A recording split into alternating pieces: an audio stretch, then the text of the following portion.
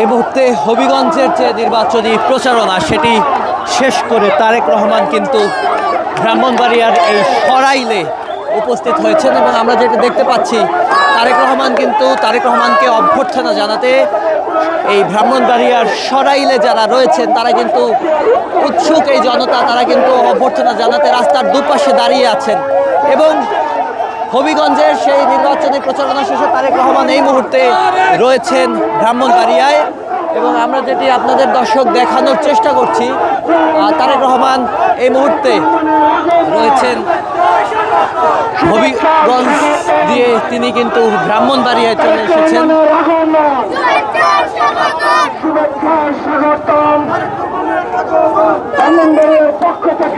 ব্রাহ্মণবাড়িয়ার উৎসুক জনতা, বিএনপির নেতাকর্মী তারা কিন্তু তারেক রহমানকে অভ্যর্থনা জানাতে তারা কিন্তু রাস্তার দুধারে আছেন এবং এখানে আমরা সাধারণ মানুষ থেকে বৃদ্ধ এবং বাচ্চাদেরও দেখতে পাচ্ছি, নারীদের দেখতে পাচ্ছি যারা তারেক রহমানকে স্বাগত জানাতে এই ব্রাহ্মণবাড়িয়ার এই সরাইলের যে রাস্তার দুধারে দাঁড়িয়ে আছেন।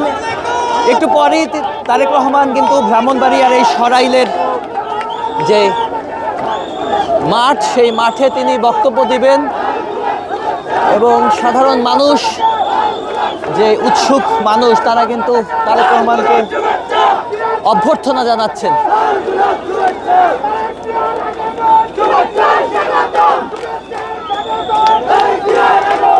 দর্শক, আজ সকালে সিলেটে সমাবেশের প্রথম ত্রয়োদশ জাতীয় সংসদ নির্বাচনে বিএনপির প্রথম যে সমাবেশ সেই সমাবেশ শেষ করে তারেক রহমান কিন্তু মৌলভীবাজারে গিয়েছিলেন এবং সেই মৌলভীবাজারে তিনি সেই পথসভা করেছেন এবং পথসভা করার পরে তারেক রহমান সেখান থেকে মৌলভীবাজার গিয়েছেন এবং সেখানে পথসভা শেষে তিনি সেখান থেকে হবিগঞ্জে এসেছে এবং হবিগঞ্জ থেকে এখন কিন্তু ব্রাহ্মণবাড়িয়া। এর পরবর্তী তার যে গন্তব্য সেই গন্তব্য কিন্তু রয়েছে, পরবর্তী যে গন্তব্য সেই গন্তব্য হচ্ছে ভৈরব। এর পরবর্তীতে তিনি নরসিংদী যাবেন এবং নরসিংদীর পরে তিনি নারায়ণগঞ্জে সর্বশেষ তার নির্বাচনী সভা করবেন। আজকের যে নির্বাচনী সভা তিনি এই পথসভা শেষ করবেন। আর তারেক রহমানকে কিন্তু সাধারণ মানুষ অভ্যর্থনা জানাচ্ছে, আমরা কিন্তু সেটি দেখতে পাচ্ছি এবং এখানে কিন্তু লোকারণ্য, শিশু থেকে শুরু করে বৃদ্ধা, নারী সবাই কিন্তু এই অভ্যর্থনা এসেছে এবং আমরা সেটি আপনাদেরকে দেখানোর চেষ্টা করছি। তারেক রহমানের যে লাল সবুজের যে বাসটি সবার আগে বাংলাদেশ, সেই বাসটিতে কিন্তু তারেক রহমান এখানে এসেছেন এবং তিনি তার যে বাস সেই লাল সবুজের পতাকা, সেই লাল সবুজের যে বাসটি সবার আগে বাংলাদেশ, সেই বাসটি নিয়ে কিন্তু তিনি এই মুহূর্তে রয়েছেন ব্রাহ্মণবাড়িয়ায়।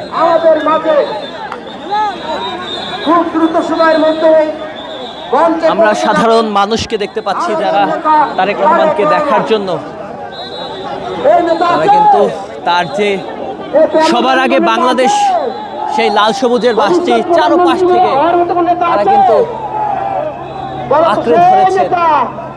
অনেকের সাথেই আমরা কথা বলছিলাম, তারা বলছিলেন যে তারেক রহমানকে দেখার জন্য তারা দীর্ঘ সময় ধরে অপেক্ষা করছেন এবং এই কথাগুলো কিন্তু আমরা সিলেটে তার যে নির্বাচনী প্রচারণা শুরু হয়েছে সেখানে কিন্তু আমরা শুনেছিলাম। আগের দিনেও অনেক নেতাকর্মী তারা কিন্তু এই শীতের মধ্যে সেখানে ছিলেন এবং সেই যে মাদ্রাসা মাঠ, সেই আলিয়া মাদ্রাসার মাঠে তারা কিন্তু রাতে অবস্থান করেছে এই শীতের মধ্যে। আমরা দেখেছি সেখানে কিন্তু বিভিন্ন ধরনের তারা কিন্তু এখানে ছিলেন এবং তারেক এরপরে তিনি সেখান থেকে মৌলভীবাজারে গিয়েছেন এবং মৌলভীবাজার থেকে তার যে নির্বাচনী প্রচারণা সেটি করতে তিনি হবিগঞ্জে ছিলেন। হবিগঞ্জ থেকে এই মুহূর্তে তিনি ব্রাহ্মণবাড়িয়ায় আছেন এবং আমি আপনাদেরকে ব্রাহ্মণবাড়িয়ায় এসে ব্রাহ্মণবাড়িয়ার যে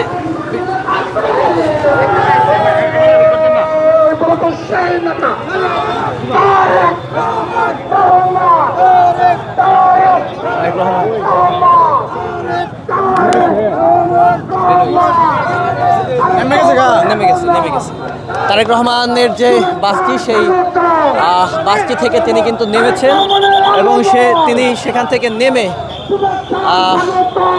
যে ব্রাহ্মণবাড়িয়ার এই সরাইলের যেখানে এই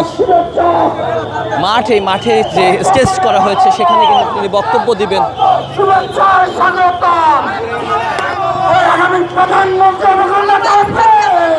নতুন রিন গভীর থেকে পরিষ্কার করে কাপড়কে রাখে নতুনের মতো উজ্জ্বল। নতুন রিন অ্যাডভান্সড পাউডার।